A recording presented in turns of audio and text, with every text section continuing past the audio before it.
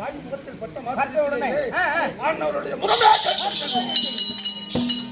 அப்பேற்பட்ட பொல்லாத பார்வையினுடைய பார்வை, அப்பேற்பட்ட தீட்சண்யமான பார்வையினுடைய பார்வை.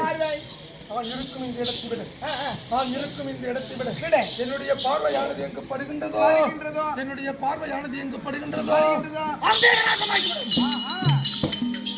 அப்பேற்பட்ட பொல்லாத பார்வையினுடைய பார்வை என ஈங்கெடுத்த தாய்க்கு ஏற்பட்ட புலகத்தில் வாழக்கூடிய மரமாண்டார்களுக்கு என்னுடைய பார்வை பட்டதேயானால் என்ன கதி ஏற்படும்? கண்டிப்பாங்க. யோசனை செய்து பார்த்தாயா? தாய்க்கே அந்த நிலை என்றால் நாங்களாம் ஏமாத்துறோம். என் பார்வை உன் மீது பட வேண்டுமா? அல்ல சாமி, வேணாம். நான் ஏற்கனவே கருப்பாக தான் பிறந்துக்கிறேன்.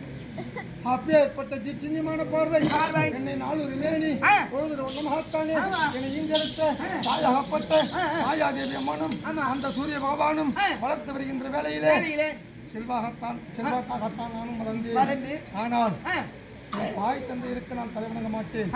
ஏன் பெற்று போட்டு கனகத்தில் இல்லவா விட்டு விட்டு சென்றார்கள். அவளுக்கு இந்த நவத்தரங்களுக்கு அதிபதி ஆக்கினார். ஆயுளுக்காரர்கள் என்ற பட்டத்தை கொடுத்தார்.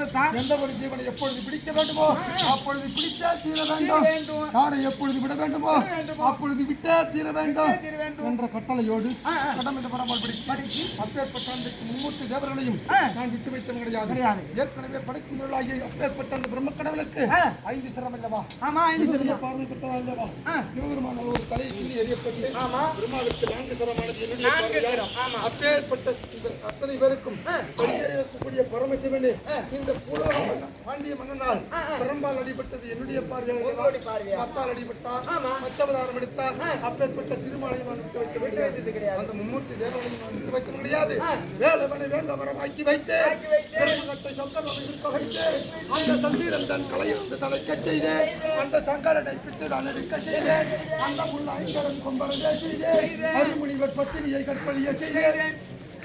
சொல்லிக்கொண்டே போகலாம். இதுவரைக்கும் நான் யாரையும் விட்டதும் கிடையாது, விடப் போவதும் கிடையாது. அப்பேற்பட்ட பரமசிவனையை நான் பிடித்த காரணத்தினால் இந்த விஷயத்திலே அந்த பரமசிவனை பிடித்த காரணத்தினால் சனி நாராயணன் எனக்கு சனி ஈஸ்வரன் என்று பட்டத்தை கொடுத்தார்.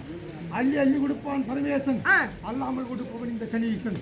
அப்படியா? சரியாகிய நான் ஒருவரை பிடித்தேனையானால் அந்த மும்மூர்த்தி தேவர்களாலும் அதை தடுக்க முடியாது.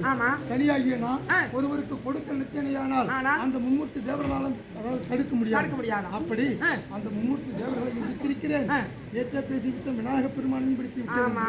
இன்னைக்கு ஒரு சந்தேகம் இருக்குது. இன்னைக்கு ஒரு சந்தேகம். இந்த ஆஞ்சநேயர் ஒருத்தர் இருக்கிறாரு, அவரு உங்களால ஒண்ணும் பண்ண முடியலன்னு கேள்விப்பட்டிருக்கிறேன். உண்மையிலே நீ சோறு தான் சாப்பிடணும் ஒத்துக்கிற சொல்ல. நீ இட்லி பூரியா சாப்பிட்டேன்னு இல்லைங்க, நீங்க சோறு தான் 3 நாளையும் போனாங்க. அதாவது இந்த சந்தேகம் என்ற நோய் தான் பெரிய நோய்.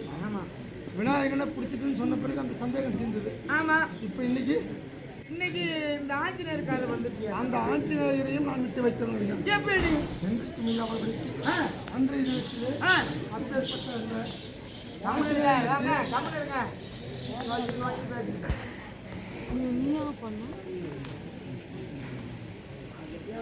பின்னாடி உட்காந்துக்க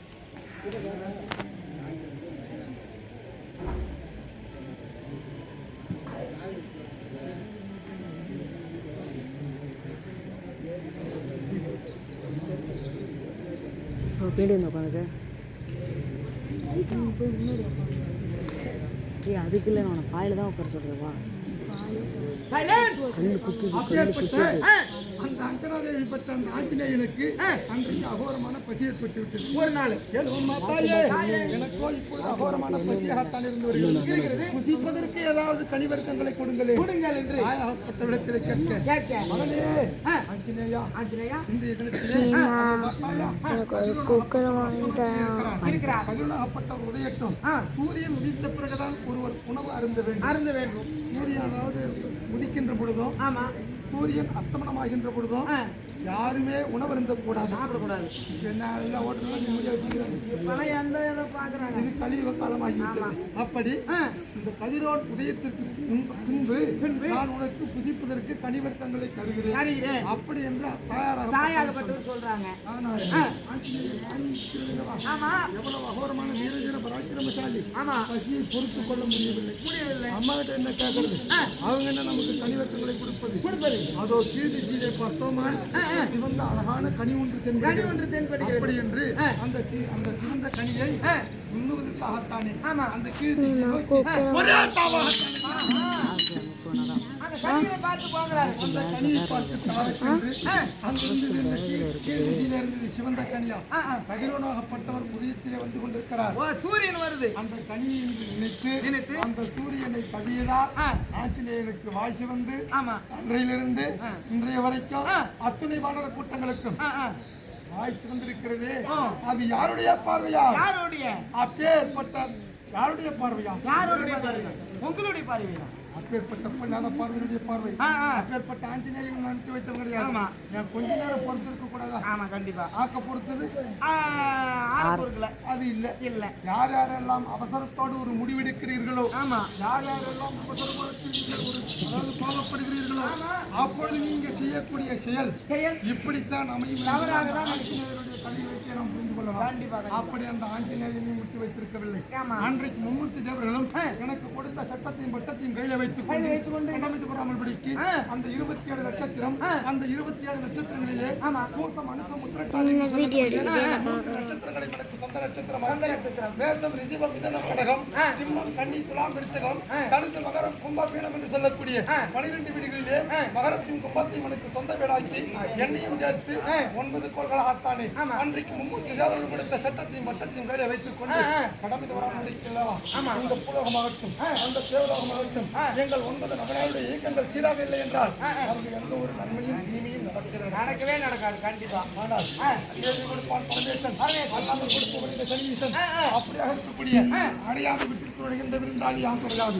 அப்படியா? என்னுடைய நாமதேயத்தை யார் ஒரு உச்சரிக்கிறீர்களோ, வார்த்தை யார் ஒரு வருகிறதோ, எங்கெங்கெல்லாம் குப்பை குளங்கள் தேங்கி இருக்கிறதோ, எங்கெங்கெல்லாம் சாக்கடைகள் இருந்திருக்கிறதோ, எங்கெங்கெல்லாம் இருளடைந்து தீபம் எரியாமல் இருந்து விடலாம் இருக்கிறதோ, எங்கெங்கெல்லாம் ஒட்டடை படிந்திருக்கிறதோ, யார் யார் வாயிலெல்லாம் அபசகுணமான வார்த்தைகள் அதாவது பேசிக் கொண்டிருக்கிறீர்களோ, மகளிரெல்லாகட்டும் மகளிராகட்டும் ஆணாகட்டும் என்னை போன்று யார் தலைவிரிகோலத்தோடு இருக்கிறீர்களோ, எங்கெங்கெல்லாம் ஒழுங்கினங்கள் செயல்பட்டுக் கொண்டிருக்கிறதோ அங்கெல்லாம் அழையாது விட்டு நுழைகின்ற விருந்தியாளி நானே வருவேன்.